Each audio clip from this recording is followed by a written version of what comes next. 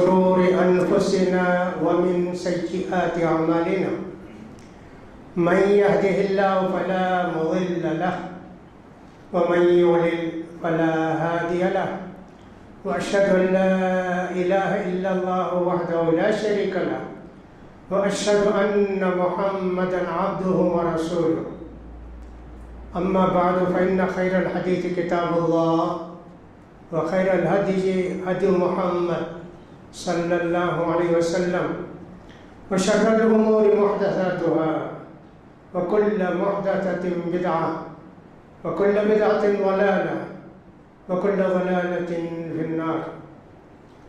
يقول سبحانه وتعالى في محكم تنزيله: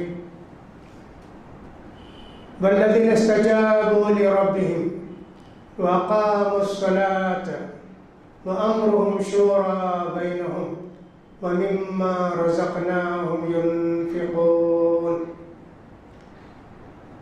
وقال الرسول صلی اللہ علیہ وسلم: یا ابا ذر لا تقبل الامارہ انک امرؤ ضعیف. حاضرین جمعہ، خواتین ملت، اللہ تعالیٰ اپنے نیک بندوں پر رحم فرماتے ہیں، آرام پہنچاتے ہیں، ان کی ضرورتیں پوری کرتے ہیں، ان کے دعاؤں کو سنتے ہیں، ان کی تکلیفوں کو دور کرتے ہیں، ان کے پریشانیوں میں ان کے کام آتے ہیں. اس لیے ہر مومن کو کوشش کرنا چاہیے کہ اللہ کا نیک بندہ بننے کی کوشش کرے. یہ جو اللہ کی مہربانیاں ہوتی ہیں دو طرح سے ہوتی ہیں. ایک تو انفرادی طور پر آدمی اپنی جگہ نیک ہے، معاملے کا اچھا ہے، عبادت گزار ہے، حلال کھاتا ہے، حرام روزی سے بچتا ہے، اللہ تعالیٰ اس کو پریشانیوں سے بچاتے ہیں. لیکن اگر کوئی اس کے خلاف کرے، دھوکہ دے، جھوٹ بولے، خیانت کرے، حرام کھائے، ناجائز کھائے، تو اللہ تعالیٰ اس کو پریشانی میں مبتلا کرتا ہے. اس کو بولتے ہیں انفرادی، انڈیویجول. لوگوں کو اللہ تکلیف بھی دیتے ہیں، راحت بھی پہنچاتے ہیں. دوسرا ہے اجتماعی، پورے ماحول، معاشرے، پوری سوسائٹی پر اللہ کی رحمتیں ہوتی ہیں. اللہ کے نیک بندے سب نمازی ماشاءاللہ، شرک سے دور، توحید کے قائل، معاملے کے سچے، اپنے بھائیوں کے ہمدرد، ایسے لوگوں پر اللہ رحمتیں برساتے ہیں. یہ اگر 100 میں سمجھے 50-60 بھی ہیں تو اللہ کی رحمتیں آتی ہیں. لیکن 20-30 اور 70-80 اس کے خلاف ہوں، جھوٹے، دھوکے باز، اپنے بھائیوں کے دشمن، حرام خور، تو ایسی صورت میں وہ اللہ کی رحمت نہیں برستی. تو لہٰذا اللہ کی رحمت کے مستحق ہونے کے لیے ضروری ہے کہ اللہ کے نیک بندے بن کر رہیں، انفرادی طور پر بھی، اجتماعی طور پر بھی. نبی کریم صلی اللہ علیہ وسلم نے ایک مرتبہ فرمایا، جیسا کہ عبداللہ بن عمر رضی اللہ تعالیٰ عنہ روایت کرتے ہیں. نبی کریم صلی اللہ علیہ وسلم نے فرمایا: اے مہاجرین، مدینے میں فرماتے، اے مہاجرین، 5 گناہ ایسے ہیں کہ ان کی سزا اللہ دنیا میں دے دیتا ہے، آخرت میں ہے، دنیا میں بھی ان کی سزا اللہ دے دیتا ہے. اس کے اندر آپ نے یہ گناہ یہ بھی گنایا کہ جو لوگ دھوکہ دیتے ہیں، ناپ تول میں کمی کرتے ہیں، اللہ بارش روک دیتا، بارش ہوتی نہیں. پھر اللہ کی طرف رجوع ہو کے توبہ کریں گے تو بارش ہوگی. بارش نہیں ہوتی اللہ کی طرف سے. جانور بھی تو ہیں، ان جانوروں پر بھی اللہ ترس کھاتا ہے. ان جانوروں کے لیے بھی چارہ چاہیے نا، اس کے لیے بھی اللہ تعالیٰ بارش برساتے ہیں. آج دیکھیے کس قدر خبریں آتی ہیں، فلاں جگہ پانی نہیں ہے، فلاں جگہ سوکھا پڑ رہا ہے، فلاں جگہ لوگ بستی چھوڑ کر بھاگ رہے ہیں، سب ہے، اللہ کی طرف رجوع نہیں ہوتے۔ پانی کا انتظام کرو، ٹرین کے ذریعے پانی پہنچاؤ، فلاں کرو، کچھ نہیں ہوتا۔ ہوگی اللہ کی رحمت جب چل کر سکون اطمینان ہوگا۔ بارش سے صرف کھانے پینے کا انتظام نہیں ہوتا، پانی سے پورا موسم بدلتا، بیماریاں جاتی، صحت حاصل ہوتی۔ کتنی رحمتیں اللہ کی بارش میں۔ پانی آنے سے ہو جاتا کیا؟ کچھ نہیں، پینے کے لیے پانی مل جائے گا، پکانے کے لیے پانی مل جائے گا، لیکن زمین سے گھاس اگے گی، ماحول اس کا جو ہے وہ ٹھیک ہو جائے گا، گرمی دور ہو جائے گی، بیماریاں دور ہو جائیں گی، پھل پکیں گے، کچھ نہیں ہوگا۔ معلوم یہ ہوا کہ اللہ کی رحمت اور ہے اور پانی کا مل جانا اور ہے۔ تو لہٰذا آدمی کو چاہیے ہمیشہ اللہ کی طرف رجوع ہو۔ پانی ہے لیکن پریشانیاں ہیں، گرمی بے حساب ہے، پسینہ چھوٹ رہا ہے، آدمی بہت تکلیف میں، رات بھر نہیں سو پاتا، کتنی تکلیف ہوتی ہے۔ ایسی صورت میں بھی اللہ کو خوب یاد کرنا چاہیے۔ ہر آدمی اللہ کو خوب یاد کرے، بارش کی دعا کرتا رہے، نہ دھوپ کو گالی دے، نہ گرمی کو گالی دے، نہ اللہ کو کہے کہ اللہ تجھے رحم نہیں آتا کیا، برسات نہیں، بارش نہیں برساتا، نہیں، اللہ سے بس دعا کرتے رہنا ہے۔ لہٰذا سال 2 سال سے آپ دیکھیں گے ہر جگہ ہے، لیکن ہمارے ملک میں زیادہ پریشانیاں ہیں کہ آگ لگ رہی ہے، کہیں بلڈنگ گر رہی ہے، اور کہیں جو ہے سوکھا پڑ رہا ہے، کہیں کچھ ہے، کہیں کچھ ہے، تکلیف ہے۔ 2 سال پہلے تو ایسے معلوم ہوتا ہے کہ صاحب 4-6 مہینے کے اندر ایک مسلمان بھی نہیں رہے گا اس ملک کے اندر، سب جو ہے ہندو بن جائیں گے، نعوذ باللہ۔ کیسا کیسا ظلم سب ہوا، اللہ سنبھلنے کا موقع دیتے ہیں عذاب نازل کر کے، اور کسی کو ہدایت دے کے نہیں قبول کرتا ہے تو پھر اللہ اس کا انجام انتہائی برا کر دیتے ہیں۔ یہ بھی سوچنا چاہیے۔ لہذا آدمی کو ہمیشہ اللہ کی طرف رجوع ہونا چاہیے۔ دوسری بات یہ ہے، الیکشن کا زمانہ ہے، ہر طرف لوگ اپنی اپنی پارٹی کے لیے نعرے لگاتے ہیں، محنت کرتے ہیں، نہ دھوپ کی فکر ہے، نہ گرمی کی فکر ہے، کچھ نہیں، بس رات دن گھومتے پھرتے رہتے، رات کے 10 بجے تک شور شرابہ ہنگامہ چلتے پھرتے رہتے ہیں۔ ایک مومن کے لیے عبرت یہ ہے، 5 سال اگر کسی کو حکومت حاصل ہو گئی تو، جو مضبوط حکومت آ گئی تو 5 سال کے لیے، اور دنیا کے لیے کتنی محنت کرتے ہیں لوگ، بڑے لوگ بھی چھوٹے لوگ بھی، سب محنت کرتے ہیں۔ افسوس مومن آخرت کے لیے محنت نہیں کرتا ہے۔ ذرا گرمی آئی نماز چھوڑ گئی، فجر میں نہیں آئے، ذرا کچھ ہو گیا ادھر چلے گئے ادھر چلے گئے۔ ان لوگوں کو دیکھیے، مر جائے کچھ بھی ہو جائے کیا بھی ہو جائے، رات دن محنت کر کے اپنی پارٹی کے لیے بس نعرے لگاتے رہتے ہیں۔ آخرت کا ثواب کتنا ملے گا، اللہ اکبر، اس کے لیے محنت کرتے ہیں۔ کہاں محنت کرتے ہیں مومن؟ دنیا کے لیے بہت محنت کرتے ہیں، آخرت کے لیے محنت کرنے والے اللہ کے بہت مختصر بندے ہوں گے۔ وَسَعَىٰ لَهَا سَعْيَهَا فَأُولَٰئِكَ كَانَ سَعْيُهُمْ مَشْكُورًا۔ جو لوگ ایمان لا کے نیک کام کر کے آخرت کے لیے کوشش کریں گے تو اللہ کے ہاں ان کے کوششوں کی قدر ہوگی۔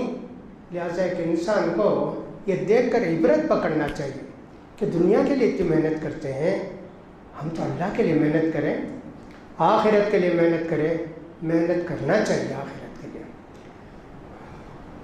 دنیا میں اسلامی ایک طریقہ ہے اقتدار پاور کا، وہ ایسا ہوتا ہے کہ سارے مسلمان جس کو امیر پسند کر لیں، وہ زندگی بھر کے لیے امیر، 5 سال 10 سال ایسا سب کچھ نہیں.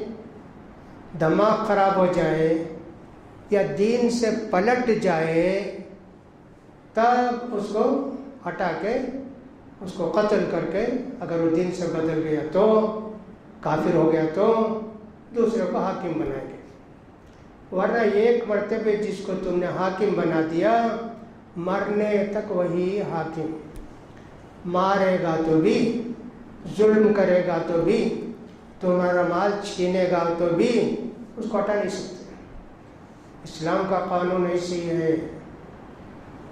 یہ اس کے لیے بھی حکومت اسلام کے اندر یہ قانون ہے، دنیا کا جو سب سے بڑا مسلمان امیر ہوگا یا کسی ملک کا سب سے بڑا امیر ہوگا وہ قریش کے خاندان کا ہوگا.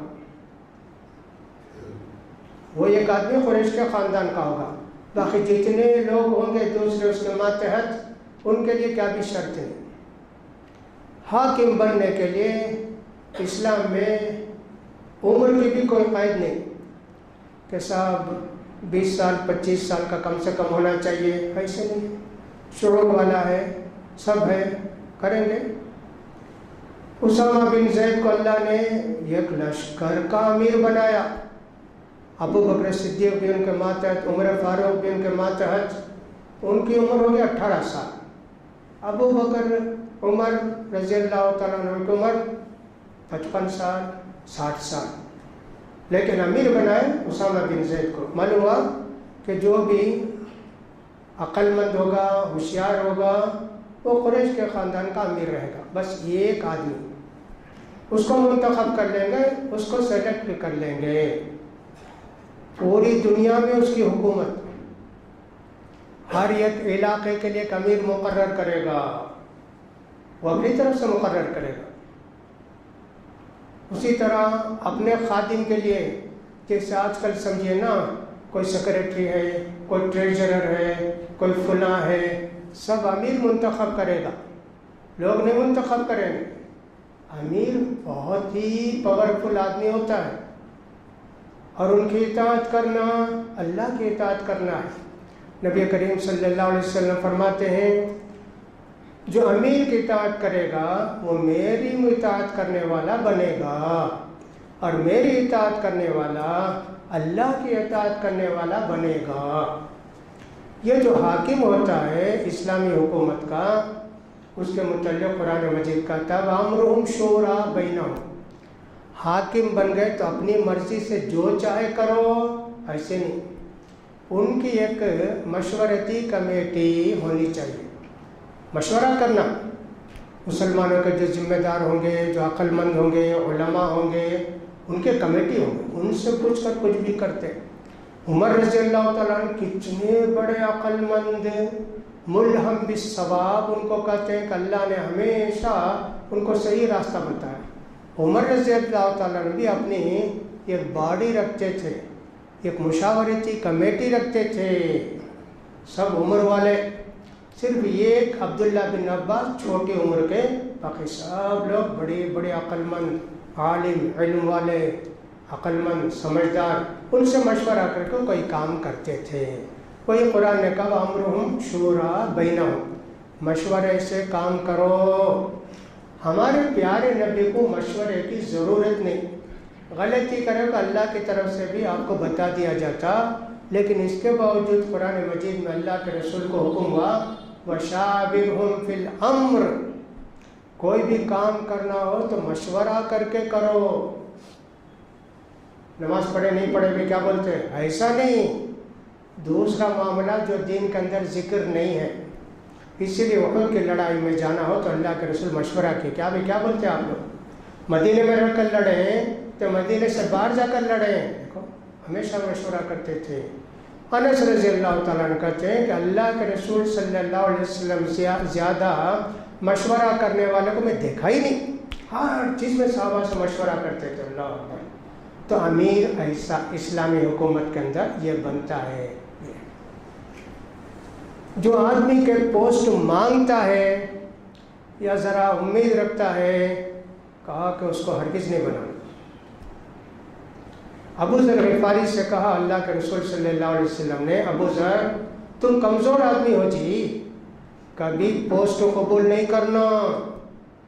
2 آدمی ان کو تم نے ہدیہ دیا، یہ 2 آدمی کہ تم امیر نہیں قبول کرو، یہ بہت بڑی امانت ہے، اور قیامت کے دن پچھتائیں گے، افسوس کریں گے، بولیں گے اللہ نہیں قبول کیے ہوتے تو عہدہ کتنا اچھا تھا نا، اللہ قبول کر لیے، کام نہیں کیا نا اللہ، قیامت میں اللہ اکبر ہمارا حساب ہوگا کہ تم مسلمانوں کے امیر بنے، کیا تھے ان کے واسطے۔ عمر رضی اللہ تعالیٰ عنہ کو اتنا ڈر تھا، ایک بکری مر گئی کہیں جنگل میں، مجھے ڈر ہے کہ اللہ پوچھے گا عمر تجھے میں خلیفہ بنایا تھا، وہ بکری کے لیے چارہ پانی کا انتظام نہیں کیا، تو بھوک پیاس سے وہ بکری مر گئی۔ ایسا عمر رضی اللہ اتنا ڈرتے تھے، اتنا ڈرتے تھے، آج کل کے لوگ نہیں۔ فرمایا 2 آدمی آئے اللہ کے رسول کے پاس، آ کر بولے اللہ کے رسول آپ کتنے لوگوں کو پوسٹ دیے، عہدہ دیے نا، ہم لوگوں کو بھی دے دیجئے نا اللہ کے رسول۔ کہا کہ سنو جی، ہم اس آدمی کو پوسٹ عہدہ دیتے نہیں جو مانگتا ہے، مجھے بنا دو، نہیں دیتے، اور اسی طرح جو ہرس کرتا مجھے بنا دے تو اچھا رہے گا نا، میں جیت گیا تو اچھا رہے گا، اسے بھی نہیں دیتے۔ من طلبہ او حرص علیہا، جو مانگتا ہے اس کو بھی نہیں دیں گے، جو دل میں ذرا تمنا رکھتا ہے دیکھو اس کو بھی نہیں دیں گے۔ اللہ اکبر، ایسے فرمایا۔ یہ بھی فرمایا نبی کریم صلی اللہ علیہ وسلم نے، نعمت المرضعہ و بئست الفاطمہ، عہدہ ملے تو بڑی خوشی، بڑا لوٹتے، بڑے بن کر رہتے، عہدہ چھوٹے تو پھر بڑا افسوس، بڑا رنج ہوتا، تکلیف ہوتی۔ یہ ساری باتیں اسلام میں بتائی گئی عہدے کے لیے۔ آج تو زمانہ ویسا نہیں ہے، ہر جگہ عہدے کے پیچھے لوگ دوڑ رہے ہیں، محنت کر رہے ہیں، کوشش کر رہے ہیں، لوگوں سے مانگ رہے ہیں، بھیک مانگ رہے ہیں، یہ اسلام میں جائز ہی نہیں۔ اب یہاں کا جو قانون ہے اس کے مطابق لوگ کرتے ہیں، الیکشن میں کھڑے ہوتے ہیں۔ مسلمان بھی کھڑے ہو سکتا ہے کیا؟ علماء کی کمیٹی نے کہا کہ مسلمان نہیں کھڑا ہو سکتا الیکشن میں، اس لیے کہ اللہ کے رسول فرماتے ہیں ہرس نہیں کرنا، مانگنا نہیں ہوتا۔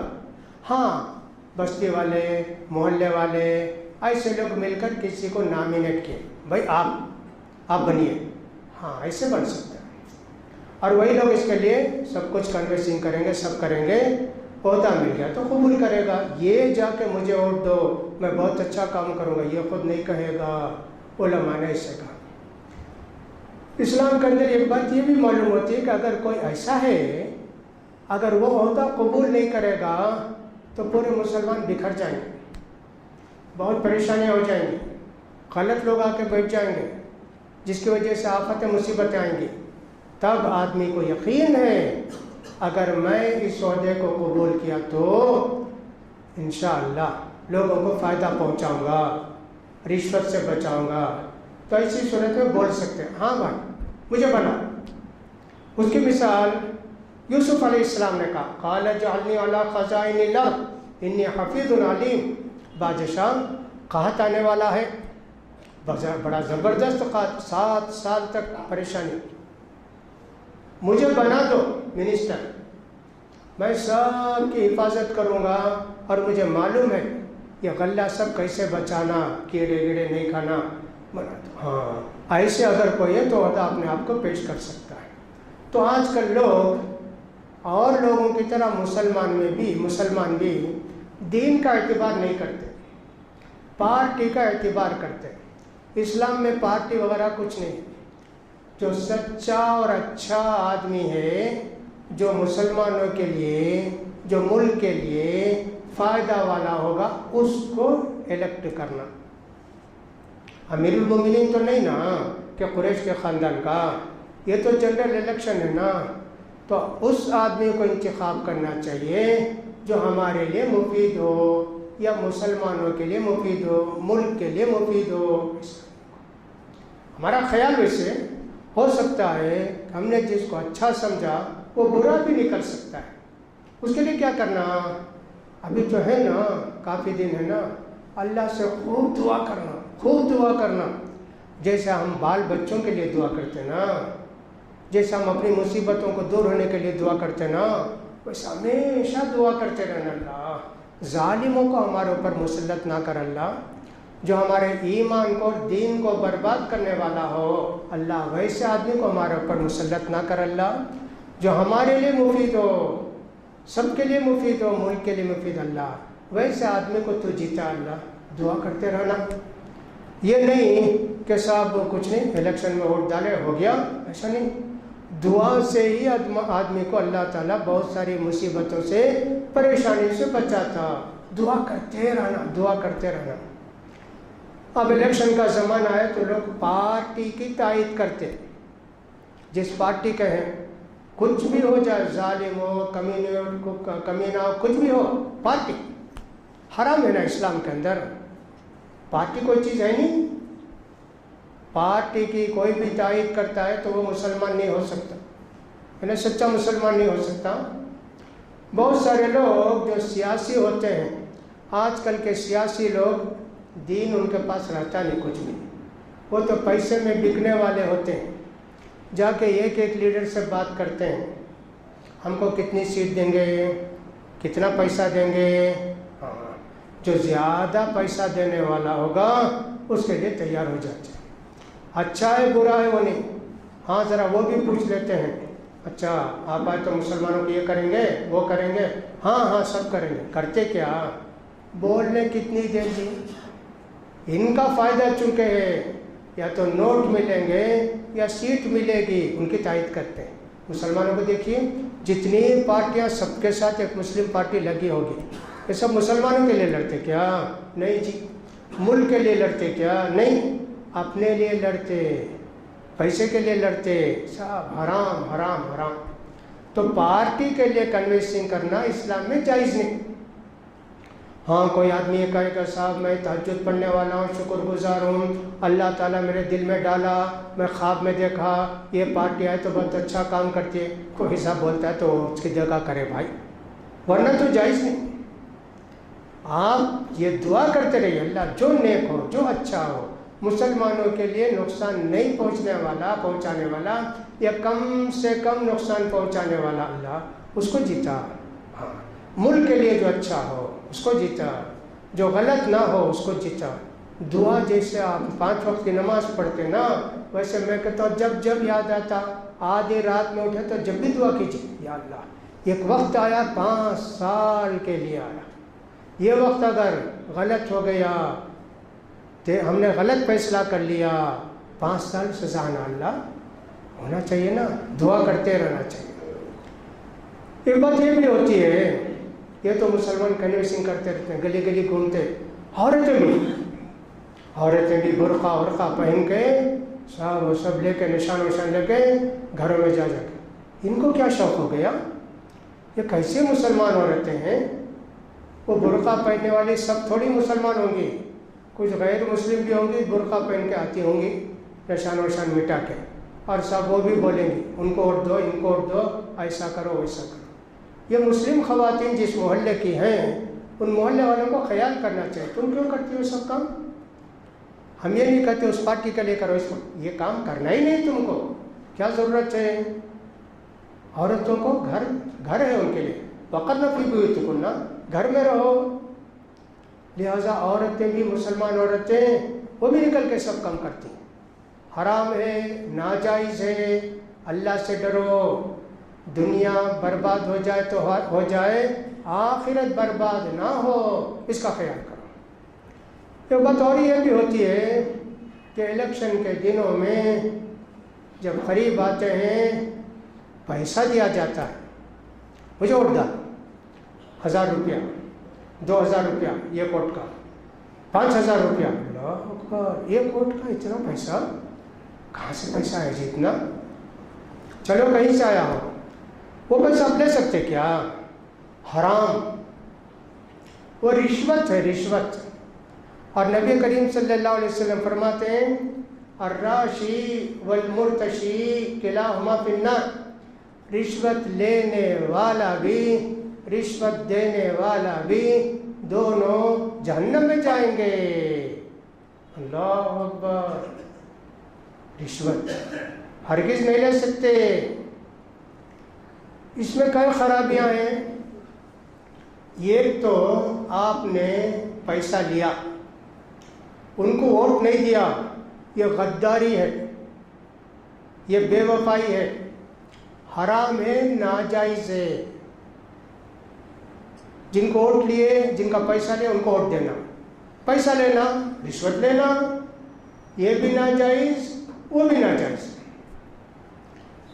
بعض لوگ ایسے رہتے ہیں، پیسہ لے کے کہتے ہیں ہم نہیں کھاتے، کتنے غریب ہیں نا ہمارے رشتہ داروں میں، محلے میں، ان کو دے دیتے، وہ بھی ناجائز۔ آپ کیوں دیتے ان کو؟ آپ کو اللہ بولے کیا دینے کے واسطے کہ صاحب الیکشن کے زمانے میں پیسہ لے کے، نوٹ لے کے غریبوں کو مدد کرو؟ وہ بھی حرام، وہ بھی ناجائز۔ میں نے کیا کہا؟ جس کا پیسہ لیا اس کو ووٹ دینا۔ آپ دوسروں کو ووٹ دیے، غداری ہوئی، اور جس کے پاس پیسہ لے کے اسی کو ووٹ دیے، رشوت بھی۔ کیسا سوچو، جائز ہی نہیں ہے۔ آپ پیسہ لے کے نہیں کھاتے، غریبوں کو دیتے۔ یہ کیا کہتے ہیں؟ ہم لوگ پیسہ نہیں کھائے تو وہ نہیں لیے تو پارٹی والے کیا کرتے؟ پورے نامہ لکھ کر انہیں اٹھا لیتے، انہیں اٹھا لیں گے، انہیں جہنم کو جائیں گے۔ تم کو اللہ بولا کیا کہ تم لے لو، ان کو جہنم سے بچاؤ؟ ایسا بولا ہے کیا؟ کیوں لیتے؟ حرام کھانے والے کھائیں گے بھائی، تم کو اتنی فکر کیوں ہے کہ اگر ہم نہیں لیے وہ پورا پیسہ وہ کھا لیتے؟ کھا لینے دو، جائیں گے جہنم میں۔ آپ کو تو اپنے آپ کو جہنم سے بچانا ہے۔ یہ قوا انفسکم واہلیکم نارا، خود کو بھی، گھر والوں کو بھی جہنم کی آگ سے بچاؤ۔ لہذا بہت خطرناک وقت، اس کا خیال کرنا چاہیے، اس کا خیال کرنا چاہیے۔ آدمی کو مشورہ دینے کے بجائے ان کو ووٹ دو، ان کو ووٹ دو۔ اللہ سے دعا کرتے رہو جی، خوب دعا کرو، اللہ کی مدد آئے گی۔ ہاں، اس لیے کہ حکومت دینا اللہ کے ہاتھ میں، حکومت لینا اللہ کے ہاتھ میں، عزت دینا اللہ کے ہاتھ میں، ذلیل کرنا اللہ کے ہاتھ میں۔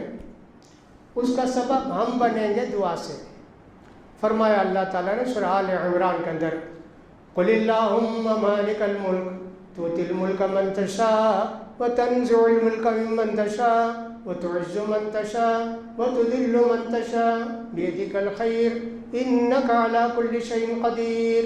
یہ اللہ تو جس کو چاہتا ملک دیتا ہے، بادشاہت دیتا ہے، حکومت دیتا ہے، جس سے چاہتا حکومت چھین لیتا ہے، جس کو چاہتا عزت دیتا ہے، جس کو چاہتا ہے ذلیل کر دیتا ہے۔ پوری بھلائی عزت تیرے ہاتھ میں اللہ، تو ہی ہر چیز پر قدرت رکھنے والا ہے۔ ہاں، معلوم یہ ہوا کہ سب اللہ کے ہاتھ میں، وہ اللہ اس کو دے گا جو نیک بندے، مسلمان بندے جن کے لیے دعا کریں گے، دے گا اللہ ان کو۔ دعا نہیں بھی کریں گے تو اللہ جس کو چاہے گا دے گا۔ لیکن ہم دعا کر کے ظلم سے، زیادتی سے بچیں گے۔ ہم نے خوب دعا کی، خوب دعا کی، ظالم آ گیا حکومت سے، اس کا ظلم اللہ چاہے تو ہم پر نہیں چلے گا۔ ہم نے اللہ سے خوب دعا کی ہے نا، اللہ اس کے ظلم سے بچائے گا، اس کے فتنے سے بچائے گا، کیا کیا سب ہو جائے گا۔ لہٰذا ایسے دنوں میں اللہ کو زیادہ یاد کرنا چاہیے۔ یہ ہے مصیبت کے دن، امتحان کے دن، پریشانی کے دن، یہ ویسے دن ہیں۔ کیا کیا ہو جائے گا ملک کے اندر۔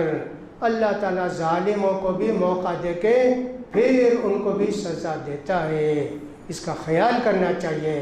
لہٰذا ایک تو بارش کے لیے خوب دعا کرتے رہنا چاہیے، اور دوسری بات یہ ہے آنے والے انتخابات کے اندر ان لوگوں کو اللہ کامیاب کرے جو کہ ملک کے لیے اور مسلمانوں کے لیے مفید ہوں یا غیر مضر ہوں، نقصان پہنچانے والے نہ ہوں، اللہ تعالیٰ انہیں کو کامیاب کرے۔ اللہ سے دعا ہے کہ اللہ تعالیٰ ہماری مصیبتوں کو، پریشانیوں کو دور کرے، اللہ بارش برسائے، اللہ تعالیٰ رحمت برسائے، اللہ تعالیٰ آئندہ الیکشن میں آنے والوں کو ان کو جتائے جو کہ ہمارے لیے اور ملک کے لیے مفید ہوں، ہمارے لیے نقصان دہ نہ ہوں۔ اللہ تعالیٰ مظلوموں کی مدد کرے اور ظالموں کو نیست و نابود کرے۔ اقول قولی ھذا واستغفر اللہ لی ولکم ولسائر المسلمین فاستغفروہ انہ هو الغفور الرحیم۔